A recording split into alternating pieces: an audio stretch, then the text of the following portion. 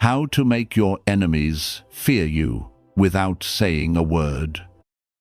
You know that hush that falls right after someone takes credit for your work, and you don't protest. Your pulse thuds, the room feels 2 sizes smaller, and everyone waits for your reaction. Here's the twist. The most dangerous thing you can do is absolutely nothing spoken out loud anyway. This isn't about revenge. It's about the kind of quiet that makes loud people check their own heartbeat. Section 1. The Setup.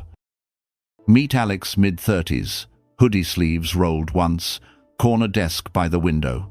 Writes code at warp speed, yet every Tuesday Marcus strides up front, booming laugh in tow, and forgets to mention whose commits he's showing. Alex just keeps typing. Then, one Tuesday, Alex stops typing.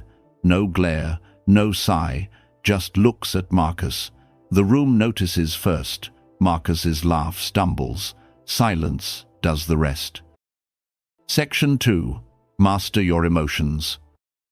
First rule of quiet power: own what's inside, because the outside is already rented out. Marcus wants a flinch, a Slack rant, anything that can be screenshot. Deny him. Tonight, try this. Remember the last swipe of stolen credit. Feel the heat rise. Good. Now exhale through your teeth slow, like deflating a bike tire. Do it twice more. Each release is a vote for who controls you. Section 3. Maintain an unshakable presence. Marcus claps backs and fills space. Alex just takes up exactly the space needed. Feet flat, spine tall, hands resting. When you stop fidgeting, people measure you differently. Tomorrow, walk like there's a string from the crown of your head to the ceiling. Hips settle. Watch colleagues unconsciously step aside. Section 4. Let your actions speak. Commits stay detailed.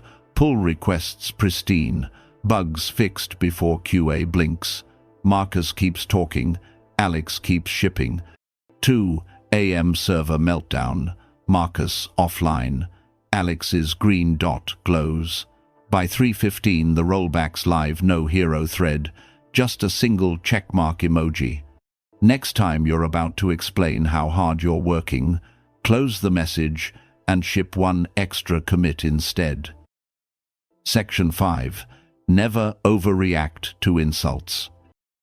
Stand up. Marcus jokes Alex's feature took long enough. Room snickers. Alex nods, asks a small clarifying question, moves on. Inside, a quiet, stoic mantra. If they insulted me, that's their problem. Practice the 2 heartbeat pause. Most digs land on the floor before you even answer. Section 6. Control what they know about you. Marcus flaunts side projects, crypto wins, kids' soccer scores.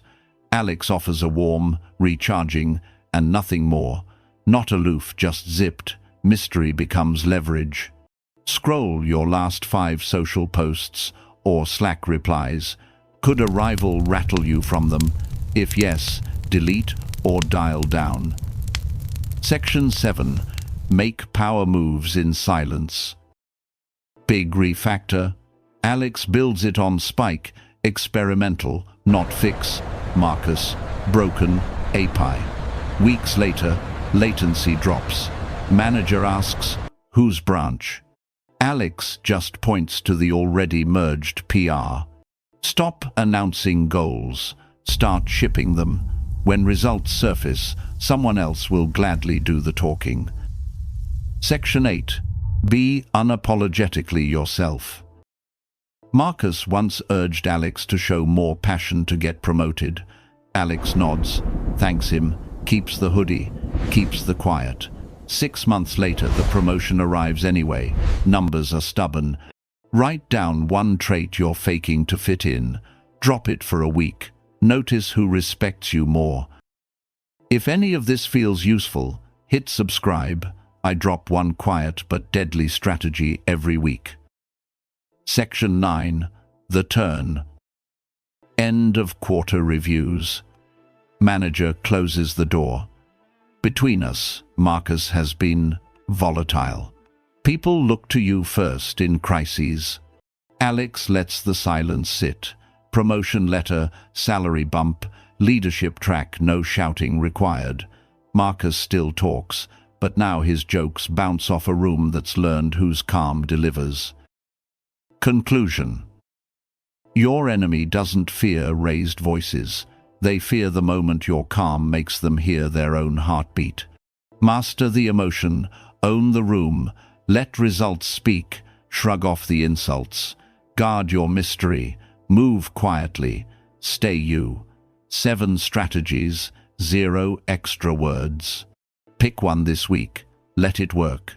And remember, Marcus never lost because someone argued with him. He lost because the room stopped listening.